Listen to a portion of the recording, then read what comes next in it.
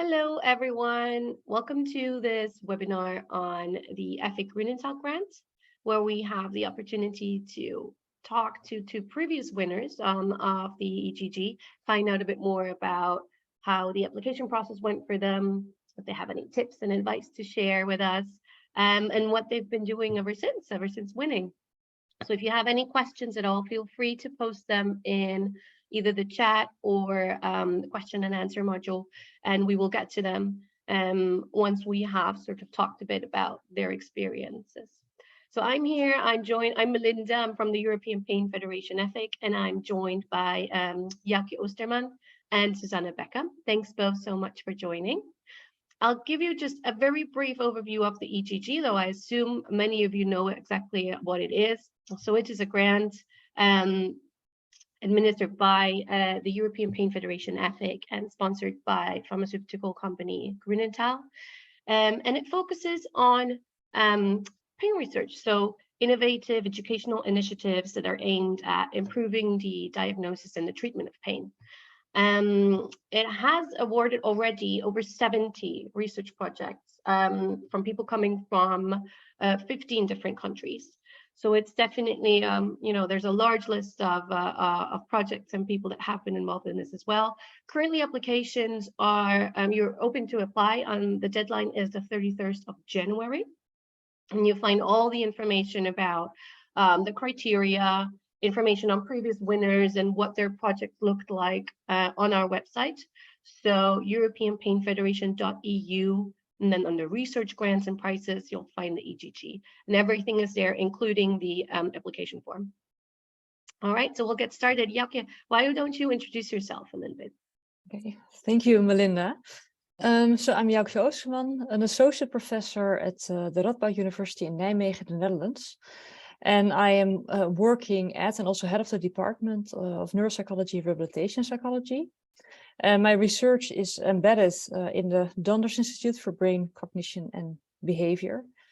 And I do quite some research on pain, also partly in relation to cognitive function and aging.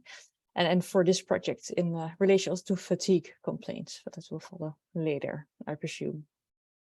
Wonderful. How about you, Susanne? Well, thank you very much, Melinda. So my name is Susanne Becker. I just recently became a professor of clinical psychology at the University in Düsseldorf in Germany. Obviously my work is on research on pain as well. So I've been working in pain research for many years now, but I find it, to be honest, slightly funny that I ended up in clinical psychology, because my focus is actually more on cognitive neuroscience. And this is also the main focus of my research, because I'm really very much interested in how pain processing interacts with the processing of reward, and if that might be altered in chronic pain patients. Wonderful. Thank you both. So just as a first info to our guests here in the audience, when did you apply? In which cycle? When did you win? How long ago was that for the EGG? Should I start? I can start because it's quite, sorry. Go ahead, please. For me, it's actually quite a while ago. So I got the EGG 2016. So I started the project in 17 then, but the application process was in 16. Yeah, and it's the same for me. I have to admit, it was not the first time I applied, so some sort of perseverance is important. Yes, and it's quite some time ago, but still, for me, at least, ongoing. I don't know about Susanne, but yeah. That's exciting. So, Susanne, why did you choose to apply for the EGG? What were your reasons, or how did you come across it? I would say there were two main reasons, because first of all, of course, it's research money, and I thought it's a very nice way of getting a new project started, to especially use it as more or less kind of startup money, because I had the aim of developing a larger project out of that, and for that I needed some first experiments, some first data, so they have actually the basis of getting more research money. And the second thing is actually, I would say it is a very prestigious grant, and this is why I applied also not only one time. And I think it creates a lot of attention, and of course such attention is also extremely helpful in a scientific career. That sounds all very true. Yaki, do you have anything to add to that for your personal reasons for applying to the EGG? Yeah, a bit like Susanna says, right? It's prestigious. It's really like an international grant, which is quite important, at least in the Netherlands. Also, really, it allowed me to really start a really new research line that has sort of also evolved over the years. So that was really, really very helpful there. And also more, I think everyone is sort of struggling with finding funding for their research. And also in the Netherlands, we don't have like a specific pain funds or whatsoever. So finding funding or some financial aids for pain research is really difficult here. And yeah, so this from this perspective, this grant was really, really fantastic as well. Yeah. Wonderful, glad to hear. Well, can you both give us a brief overview of the project that was selected, starting with you, Susanne? Yes, of course. As I said before, so my research focuses on the interaction of pain and reward intersections, and if that might be altered in chronic pain. And that was actually a starting point of that specific project as well, because in the literature there have been quite a few reports of, for example, altered brain networks, specific connections in the brain that might be predictive of developing chronic pain. And on the other hand, there were also some reports on altered dopamine processing as a neurotransmitter, very important in reward and pain processing. And both processes I was very much interested in, but I thought somehow they seem to be connected. And the basic idea of my grant was actually to connect the idea of altered dopamine availability in chronic pain patients with altered frontal striatal brain networks, all based in the idea that somehow those mechanisms mediate how reward and pain interact. And the basic idea was, first, I want to investigate those processes in healthy participants. So we set up a study, you could say, only with healthy participants to investigate the basic underlying mechanisms. And the second step was planned as doing the same thing then in chronic pain patients to see if we have actually alterations in both components and if they are somehow interconnected. Wow, wonderful, very impressive. How about you, Joachim? I just have the question, did you finish that already? Because it sounds like a lot of work. This was an unapproved question. No, it was the first study that we were able to finish, at least. And of course, it was a very ambitious project, but yeah, we are working currently actually on the second research question. I have the same, but yeah. So the focus of my project still is to see whether we can disentangle fatigue and pain from each other. If you look at, it's really sort of the basis of this question is driven like by the observation that there's a lot of overlap, right, in the different complaints or comorbidity of pain patients, right? A lot of depressive symptoms, anxiety, etc. And fatigue is also a very, very common symptom, and that sort of initiated my research line. And then I got into contact with someone who's an expert in chronic fatigue syndrome, which of course is primarily a fatigue, well, it's a condition sort of characterized by severe fatigue, but these patients also have a lot of pain, right? For many people, this condition is also a pain condition, actually. And so that's sort of the basis. So my question is really, can we really sort of disentangle the sort of the underlying of the underpinnings of the pain and the fatigue symptoms? And what I've been trying to do and still working on is to see whether we can do that more at the cognitive level, more at the neural level, so to say, and also more from a clinical perspective. So I had quite some also ambitious projects, I have to admit. Good news is that we are finalizing 2 of them.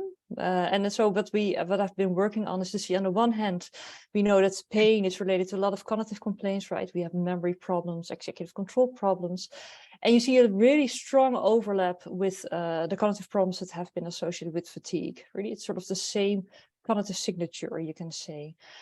And via my collaboration with someone in the field of chronic fatigue, I have access to a huge database which contains data from around 12 to 1400 patients. And we have a lot of cognitive assessments. We have a lot of measurements of fatigue and pain complaints. So I've been trying to sort of delineate the unique roles of those complaints to cognition. And we do indeed see that partly they overlap, but there are also really unique associations with regard to the fatigue and the pain correlates. And in a subset of patients, we also have MRI data. So we have also been looking whether we can relate the pain and fatigue symptoms to the more networks, sort of functional resting state networks in the brain, but also to see whether that changes after cognitive behavioral therapy. So that was the second sort of approach. And here again, we see sort of before the therapy that there are unique correlates, but after the therapy, sort of the improvement in pain and fatigue is really sort of shared when it comes to the networks involved here. And then one project that we are still working on is to see whether in this huge database, whether we can really isolate sort of clusters of patients who, for example, improve on pain or on fatigue or on both or not at all, and to see whether we can predict those different groups. So I really had a sort of a combined clinical with a cognitive and a neuroscientific approach in this also quite ambitious project. Yeah, that sounds even more extensive than my project. I have to say, yeah. I underestimated a bit. Yeah, it is a lot of work, but it's also really exciting. Yeah. I was going to say it both on very, very fascinating topics. Thank you so much for sharing a bit of information on it. That's already super interesting. Now, why do you think your projects were selected for funding? Do you have an idea on why they made the cut? Sorry, starting with you, Susanne.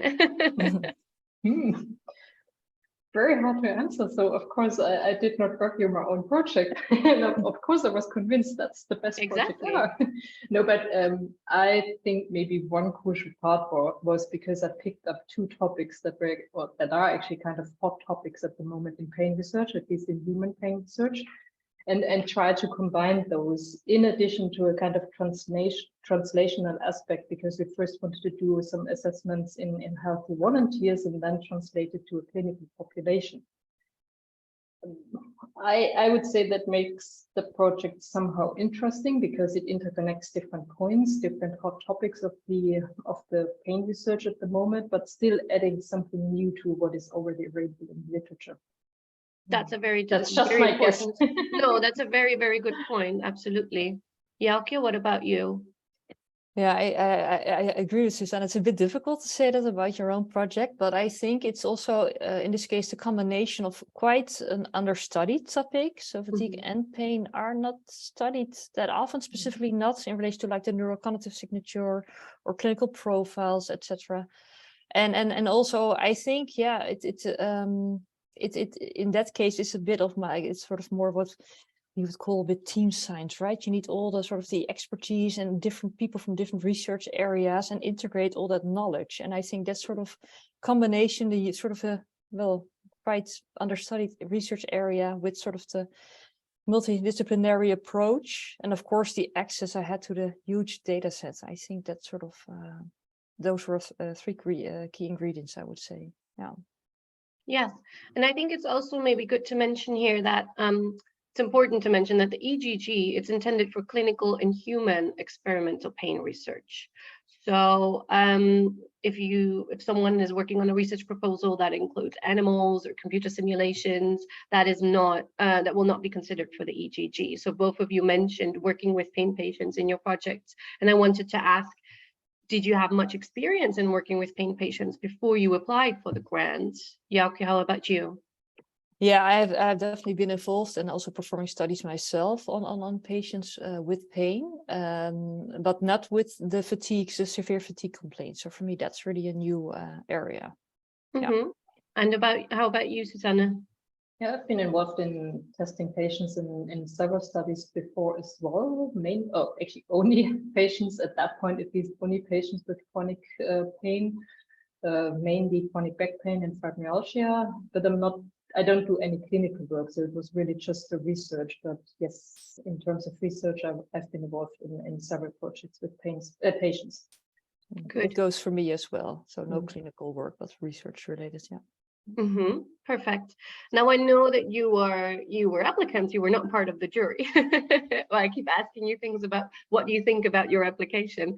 So I was wondering, thinking about the proposed project, but also thinking about the background of you as an early career scientist, which is the audience that the EGG is mainly focusing on. Do you think your background is also important when applying, or do you think it is more important to look at the project, or to, put the project sort of in the main focus in your application? Or did you talk about your background at all? Starting with you, Susanne. No, I don't think I didn't. Of course, I submitted a CV because we were supposed to submit a CV, and there is, of course, my background in there, but I can't, in the project proposal, at least, I did not mention something like I'm specifically qualified because I'm trained as a psychologist. And my background, I think the specific background of my training, I guess that was not the most important because I was trained as a psychologist, but the work that I proposed was really on the neuroscientific side in cognitive neuroscience. But of course, I had done some work, or quite extensively work, in cognitive neuroscience as well. So I guess, yes, of course, the background is important because you have to convince the jury that you are able to do that project. So I think it would not make any sense for me to propose, for example, now a project in basic science, because this is just something I can't do.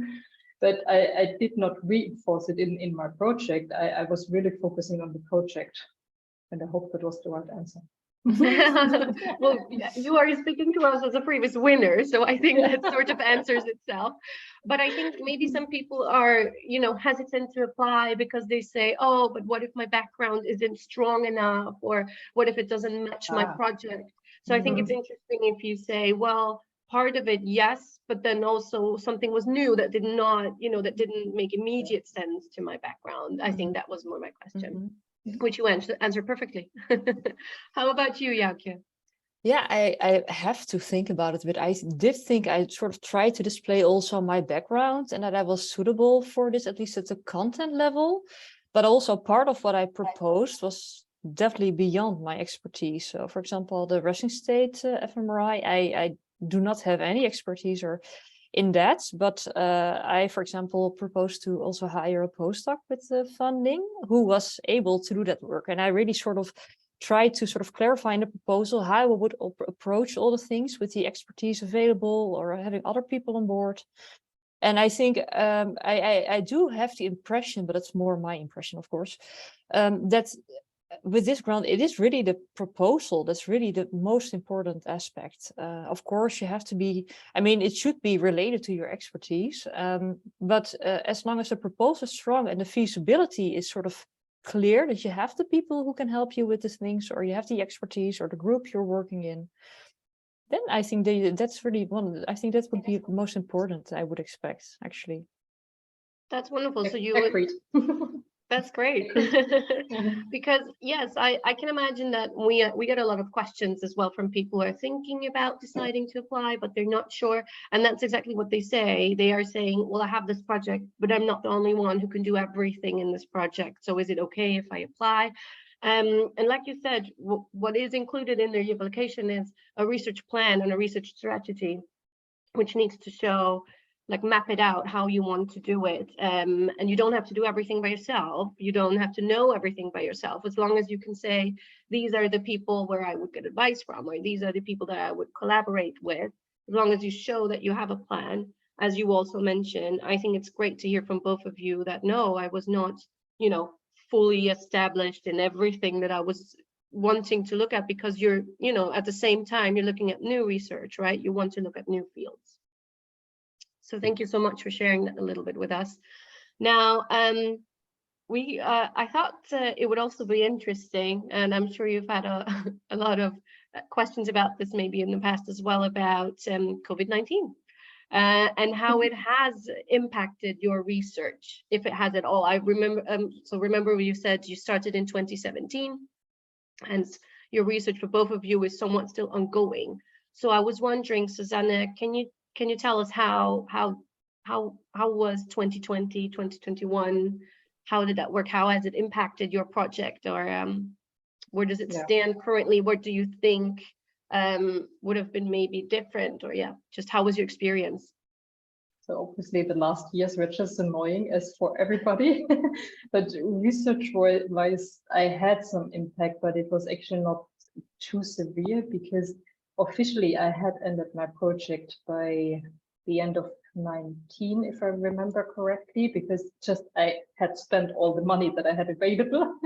But yes, I did not do both studies that I proposed, but I think it fits what you said before. So I outlined 2 studies, a kind of quite large project. It was already with the perspective of using that, then getting more money to perform a larger project. So we performed the first study, we finished that study and started the analysis. I have to admit, we are just working on 2 publications on that data set, so it's still ongoing. And we performed actually a study that is extremely similar to what I put in the original grant. So it just has some additions because, of course, obviously I learned some additional stuff in the meantime. In my research group that is still ongoing in Switzerland, where I was before I moved to Düsseldorf. And there, of course, we had some impact of COVID because we were for some time not allowed to test any patients or help the participants. We were restricted. We had very long periods of home office where we had to stay in home office. So, of course, everything was slower, but still, I would say, because it was in Switzerland, we were kind of lucky compared to other countries in Europe because we were allowed to start testing patients at least after, I would say, 5 months again, and then help the participants, or the other way around, first help the participants, and then after another month or 2, help patients as well. But then, even when we were allowed to test our participants again, people were extremely hesitant, and they are still hesitant to participate in studies, I guess, because some people still don't want to go out as often as before the pandemic, or they are hesitant to go close to a clinic where we did, at least in Zurich, our testings. Yeah, so still impacts, it's getting better, but we of course had a very strong delay and slowdowns in our project as well. Was there any support you received from your superiors or the clinic during that time? Yes, they are overall, they were very supportive, yes, but it was just because if we were forced to do home office, of course, I can't do any testing. And of course, the clinic cannot do anything about this. But at least, for example, with the additional funding I got after the EGG, we got also some extensions and extra money for at least somehow compensating the delays induced by the pandemic. And that, of course, was extremely helpful. I can imagine. How about you, Yaki? How did you experience the last 2.5 years with regards to your research project in COVID-19? Yeah, it's just like Susanna said, right? So formally the project time was sort of finalized in 2019.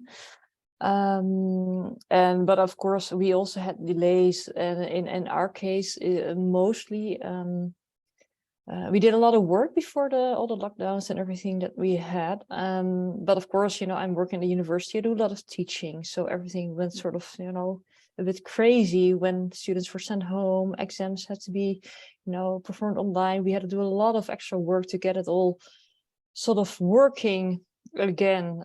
So I think that really delayed also the writing of the papers and analysis that we would otherwise have been able to run. So yeah, there was more delay, but it has been also really difficult, right? There has, of course, here been support for the teaching, but still it has been a really intensive period, I have to say, the last couple of years. So that really slowed down everything. But yeah, I have to do at least some of the writing myself. There's no one else that will be able to do that for me. So yeah, the support there is a bit, of course, was not really possible there. So yeah, so we are here, well, sort of back to normal. And I'm hoping that we will be able to speed things up again right now, yeah. Has the pandemic changed anything in the research project? Has it impacted it, like something that was, supposed to be maybe more in person has had to shift completely to online, or going forward, it has changed anything, a component of your project for either you, Susanne, or you, Yauke? Not specifically for the project, I would say. I think we just learned to be a little bit more flexible, doing more meetings online, and which is, of course, from time to time extremely convenient. Also to talk to people from different parts of the world, but not directly related to the project. Yes, in the I end, agree. we have to do our testing with the patients, and we have to do this in person. Exactly. That cannot be replaced. Not everything can be replaced by an online meeting. So in your view, talking about again your projects, what would you say if you had to pick one? What is the most innovative aspect of your project? How about you, Susanne? I think similar to what I mentioned before, just the connection of the two, you could say, hot topics in pain research, and we combined this by doing pharmacological fMRI, meaning we did a pharmacological intervention combined with fMRI. This is in itself, I would say, not extremely innovative because people have been doing that before as well. But I think just in that specific context of the research question, it was a kind of new approach. And the only way of allowing us to actually combine those two research questions that have been only researched before in separation.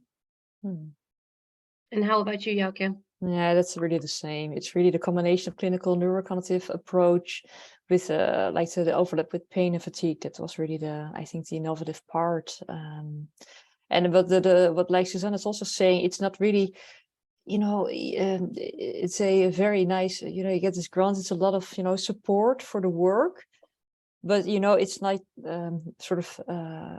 it can consist of like existing approaches or existing paradigms that you apply to some sort of new, I don't know, niche within the research, or some sort of undiscussed topic that might be the innovative part here.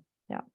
And is that like a piece of advice that you would give to people who apply now to, first of all, not just maybe look in their domain, but also maybe branch out a little, or look at, like Susanne said, look at current hot topics, but also think of how they can be maybe combined, or if there's something even outside of your research domain that you could have a look at and see how it impacts? Yes, I think that would be a really good approach, because that will ensure also the feasibility of this of the project that you are proposing.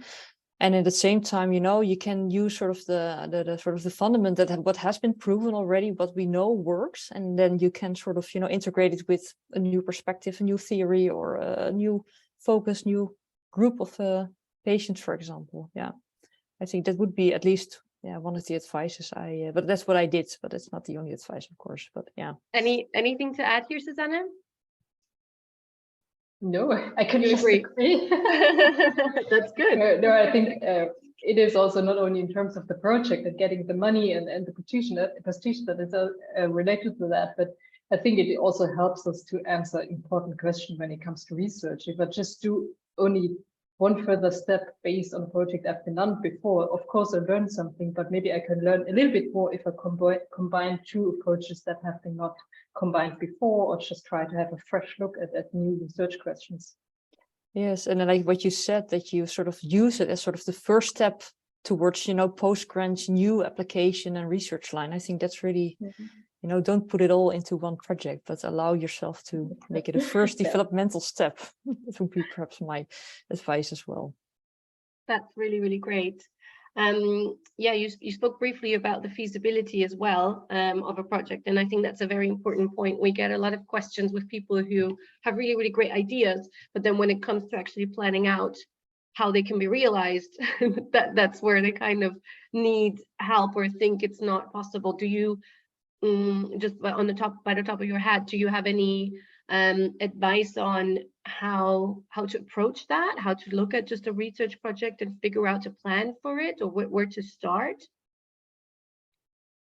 Or is that really is it very individually based on actually what you're doing? Like we talked about, not being afraid to ask other people for advice, or asking them to, you don't have to do everything by yourself. Also, you don't have to reinvent the wheel. You can look at what's been done before. So would you say those are good things that you can start with? I think it is really important. So if you have a research question, of course, you have to find some methods how to test your questions or test your hypothesis. And I think if you're not sure what is the best method, because maybe you're lacking the experience or it's a different field of research, then of course ask people, talk to people. I find it always extremely helpful. I love to talk, for example, to people from the basic science field, because this is the stuff I don't understand. But every time I talk to the people, I learn something new.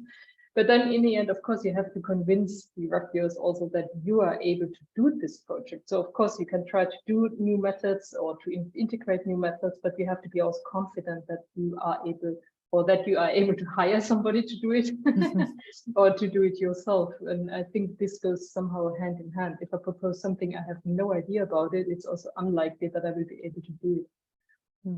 Thank you. Yeah, those are true words.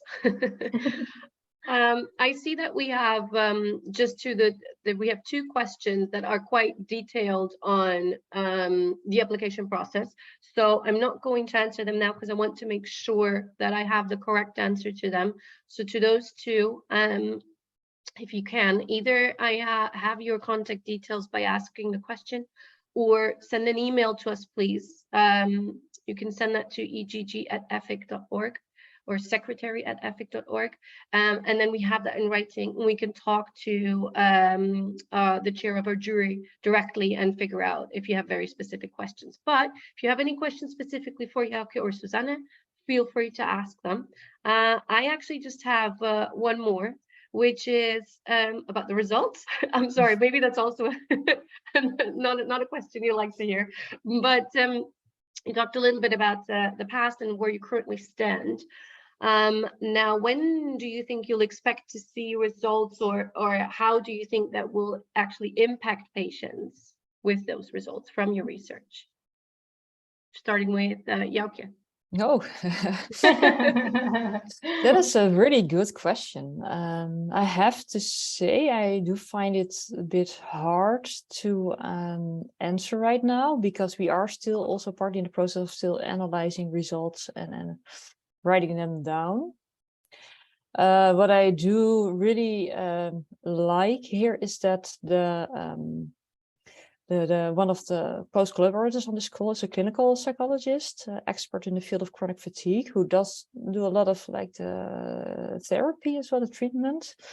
And so what we find, the stuff we find, and then sort of the new directions that we sort of proceed into are, in that sense, at least as close to the patient as they can be. So he also can use that information in treatment of patients. And of course, it's very difficult to sort of to have a direct translation from the more research findings to patients. But yeah, we are also, based on these results, talking about new ideas about how to view fatigue and pain in these patients, and also to see how they might be distinct, like really complaints that should be really perhaps treated separately in these patients as well. And I think, it is the link for the step from research findings to clinical implications is not always easy. Well, the implications are clear, but really the sort of the incorporation, right?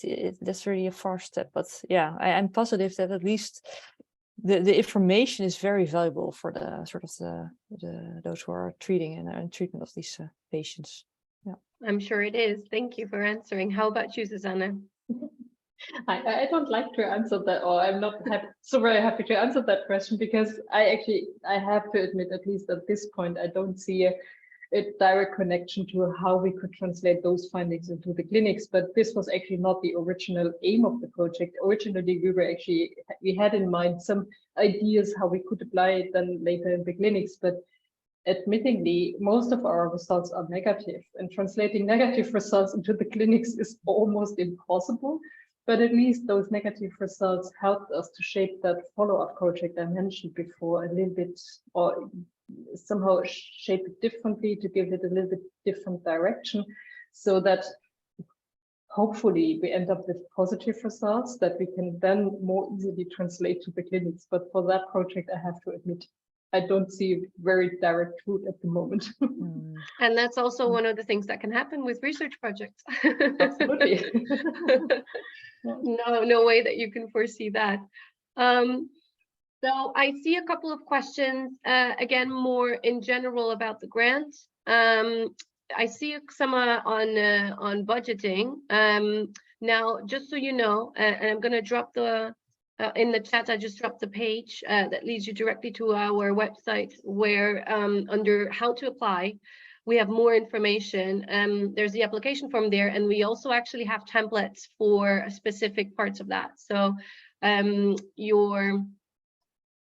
your research plan and your budget plan, we have templates for that. So if you have questions on how exactly should the research plan or the budget look like, that's a good place to start. That should give you more information. And any other very specific questions, I am recording them and we will get back to you directly.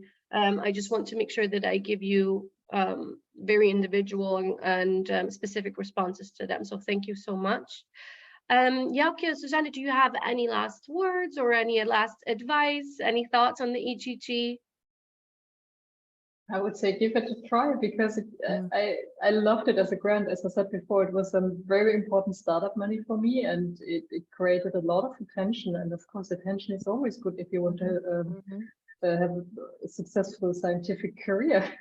Yeah, I agree. I think that's sort of the attention that you actually get, right? You get the presentations on the EFIC, on the conference. There's interviews. There's a lot of really sort of outlet for your research. And I think that really helped a lot as well. And I think that's one of the great aspects also of this grant.